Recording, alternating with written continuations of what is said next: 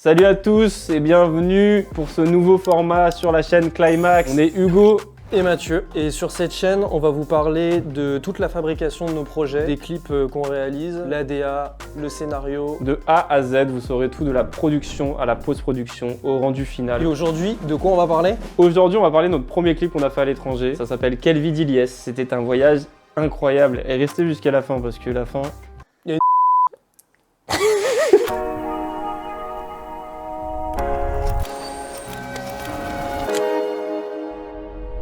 Donc l'artiste s'appelle Ilyes, c'est un rappeur du 93 et c'est quelqu'un qui a une place importante pour nous. C'est avec lui qu'on a fait notre premier clip ensemble avec Hugo. La première DA Climax était sur ce projet, les prémices d'un empire. Je vous conseille d'aller voir le clip en description parce qu'on a appris beaucoup de choses dessus et notamment sur le montage. Les frérots se mettent sur tes côtes, les frérots se mettent sur tes côtes. J'ai zéro vent et pas d'écoute, j'ai 10 couverts pour entrecôte. Bellec au sang qui en découle. Et du coup Ilyes il est venu vers nous parce qu'il préparait un EP qui s'appelle Alaska et il nous a dit les gars, il y a un son que je veux clipper. Et notre réponse a été non. Nous, on a deux manières de travailler, soit l'artiste il a une vision assez claire de ce qu'il veut, soit nous notre travail ça va être de le guider et de savoir quel aspect de sa personnalité on va faire ressortir dans le clip. Il est venu vers nous avec un dossier et nous on a pris le dossier, on se l'est approprié. Il y avait un parallèle entre Paris et le Maroc, donc lui il voulait tourner à Fès et à Rabat. Et j'avoue que l'idée de prendre quelques vacances au Maroc ça m'a plutôt chauffé. C'était un projet important aussi pour lui parce que Ilyes il a des attaches particulières avec la ville de Fès au Maroc. Il a passé beaucoup de temps là-bas et il fallait qu'on ressente tout ça dans ce clip. Donc nous en fait ce qu'on a essayé de faire c'est de construire au scénario une sorte de parcours initiatique et qui en même temps en production, au tournage, nous arrangerait quoi. En fait c'est la première fois aussi qu'on se mettait un peu en danger parce qu'on ne maîtrisait pas du tout l'environnement. On savait pas forcément où on tournait parce qu'on n'avait pas fait de repérage en amont. La light on ne maîtrisait pas, c'est-à-dire que s'il pleuvait, s'il faisait moche on était cuit. Et du coup artiste indépendant veut dire budget serré, donc on a dû composer avec ça, c'était déjà une grande contrainte. Donc très vite on décide que le clip il soit sous la forme d'un road trip qui reprendrait un petit peu l'histoire d'Ilyes et les conflits du moment qu'il était en train de traverser. Du coup, on était en train de traîner sur Shot Deck et on est tombé sur cette image de Paris, Texas. On voyait Travis, le personnage principal, avec sa casquette, son costume plein de poussière. Et en fait, cette image, on l'a trouvée géniale. Et ça collait parfaitement à l'univers d'Ilyes en fait. Ouais, en fait, on a envoyé tout de suite cette photo à Ilyes. On a dit voilà, faut qu'on essaie de coller à ce truc-là. Au moins, ce sera notre point de départ. Alors, Ilyes, faut savoir qu'en termes de stylisme, en fait, il a une DA qui est déjà bien définie. En fait, il y a des costumes qu'il nous avait présentés. Et du coup, cette idée de le mettre en costard dans le désert pour qu'après il puisse changer de fringue, en fait, on trouvait ça super intéressant. Du contraste. Voilà, le contraste, c'est le plus important. Donc là, c'est le moment où on commence un petit peu à se mettre des contraintes. Donc il y avait la lumière naturelle. Mais notre temps de tournage aussi était limité au Maroc. Et il y avait un problème aussi, c'est qu'il fallait aller chercher une voiture de loc, qu'on atterrissait à Rabat mais on allait à Fès, qu'il fallait revenir à Rabat. Donc en fait, il y avait vraiment des contraintes aussi de logistique à prendre en compte. L'idée, c'était de partir en config légère. Donc une fois qu'on a nos contraintes, on se lance. Et ce qu'on fait en général avec Hugo, c'est qu'on se met chacun de notre côté. En fait, on mélange les rêves de l'artiste avec nos rêves personnels. Et puis après, on confronte nos idées. Voilà, dans un putain de match de boxe. Et en général, ça matche plutôt bien parce qu'on se rend compte rapidement qu'on a facile 60% de nos rêves qui collent un peu et qui matchent et on arrive à définir l'histoire avec ça quoi. À dessiner un tronc commun. Tu peux mettre la définition de tronc commun ici. Une fois qu'on avait nos idées, on fait une remise au propre avec un nouveau scénario, un nouveau dossier, on l'envoie à Ilyes et il valide. Même si le dossier était assez précis et assez détaillé, il fallait quand même se laisser une marge de manœuvre en post-prod. Du coup, prévoir des playbacks. Très important les playbacks parce que ça va vous permettre de combler les trous et de rythmer votre montage. Ça nous sauve souvent. Ouais. Et du coup, on a pris l'avion à Beauvais. Putain, horrible!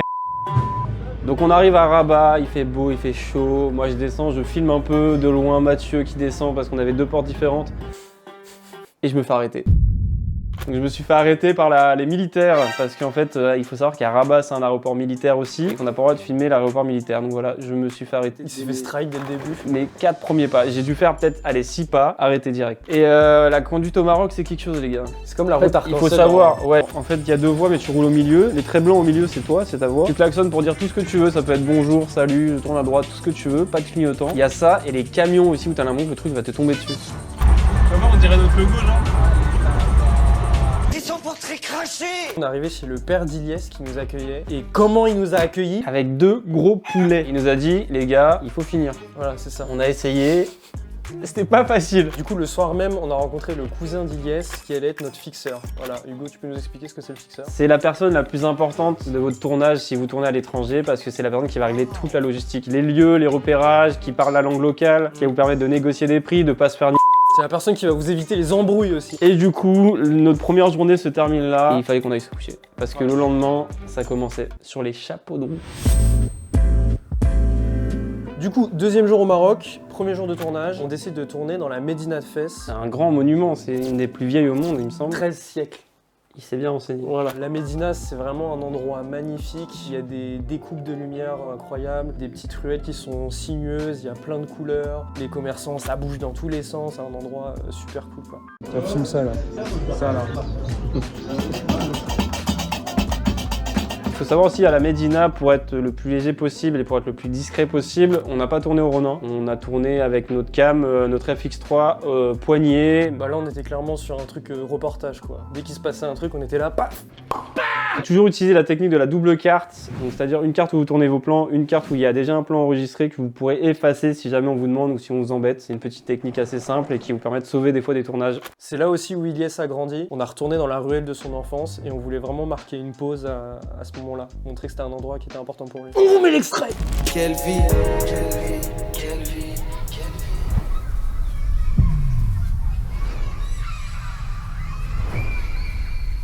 Donc on a tourné toute la journée dans la Médina, on s'est baladé un peu dans Fès aussi, et le soir on a tourné sur les toits, coucher de soleil, ambiance The Blaze. Et du coup on en profite pour faire nos playbacks. Ilyes était sur le toit et on a fait ça au Ronin, on a fait ça à la main. Après ces playbacks sur le toit, il était l'heure de manger, on a mangé avec la famille parce qu'on y était pendant l'Aïd. Oh putain, c'est vrai. En fait au Maroc, parce qu'il paraît que c'est différent selon les pays, il faut pas finir vos plats. Si vous finissez, on vous resserre. Donc moi malheureusement j'ai fini les premiers plats, j'ai vite compris quoi. Oh shit, here we go again.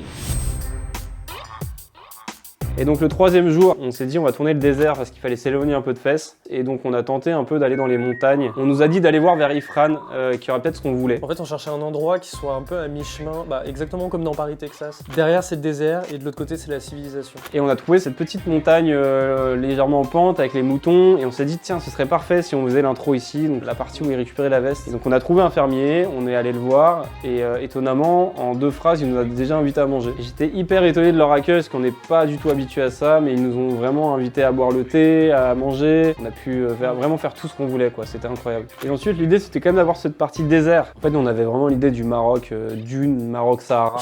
Et puis du coup, on roulait, puis à un moment, on est tombé sur un panneau écrasé sur la route, et en fait, on s'est arrêté là. On a dit tiens, le panneau, il est sympa. Puis on s'est tourné, on s'est dit ah mais en fait, parfait. En fait, c'est pas mal ici, ouais. On a un petit peu galéré aussi à tourner les plans dans le désert. C'est là où on n'avait pas trop construit notre composition, et en fait, du coup, on a fait faire à Ilyes pas mal de trucs différents. Tu marches de là-bas, tu viens là, traverser le cadre latéralement, dans tous les sens en fait.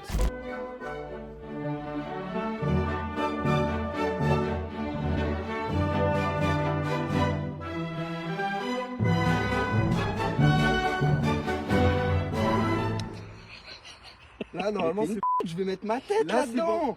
Les gros l'intérieur, tu t'as pourri l'intérieur, ça sert à quoi? C'est vrai que ça servait pas à grand chose. T'es con ou quoi? Faites attention quand vous arrêtez sur le bord de la route aussi, parce que nous on avait des camions qui passaient comme ça. On fait le un peu là. Donc on a repris la route, on était au milieu du désert, et là je commence à voir de l'herbe par terre, au bord de la route. Et en fait on est arrivé à Ifrane.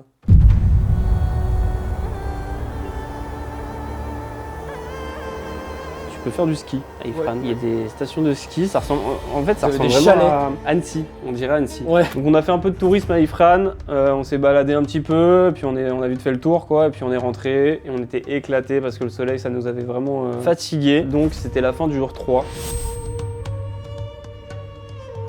Et du coup, il était temps pour nous de quitter Fès et d'abandonner notre fixeur sur place pour aller à Rabat et changer de fixeur. Et on a eu l'aide du coup du beau-frère d'Ilyes à Rabat, qui est un metteur en scène et acteur assez installé là-bas. Et donc le jour 4, on s'est dit c'est notre dernier jour, donc on va faire Rabat. On va tourner les plans qu'on voulait tourner, donc les plans sur la plage où on voit l'horizon, les plans de foot. Alors faut savoir qu'à Rabat, ils ont des putains d'installations de foot bien meilleures que nous en France. C'est incroyable. Hein. Et nous on a dû les déloger pour leur dire Vous voyez votre terrain de foot tout beau là, et bah vous abandonnez, vous jouez dans les cailloux. non mais les gars, ça nous intéresse pas, nous. On veut de l'authentique. Moi personnellement, c'est l'un de mes passages préférés du clip. Moi aussi, et on a eu de la chance parce que le passage du foot était en face du coucher de soleil. On a eu 10 minutes pour tourner la scène. Et donc le dernier plan, le soleil se couche, il disparaît, et là c'est fini. On a fini la partie au Maroc. Ouais. Nous, on s'est dit, on va se poser, parce qu'on était bien fatigués, on va peut-être se boire un verre. Et bah non, et bah non. Le beau-frère d'Ilyes, il avait un ami à lui qui avait mis en scène une pièce qui passait ce soir-là. Même si on n'a rien compris, en fait, on arrivait à percevoir les enjeux et la mise en scène était incroyable. Et après cette belle pièce où on n'a rien compris, évidemment, c'est l'heure des bars et de la sortie à Rabat. C'est assez mythique parce que nous, on voulait dormir, on était fatigués et lui, il voulait enchaîner et on a enchaîné. Du coup, on a appris à taper dans nos mains sans s'arrêter.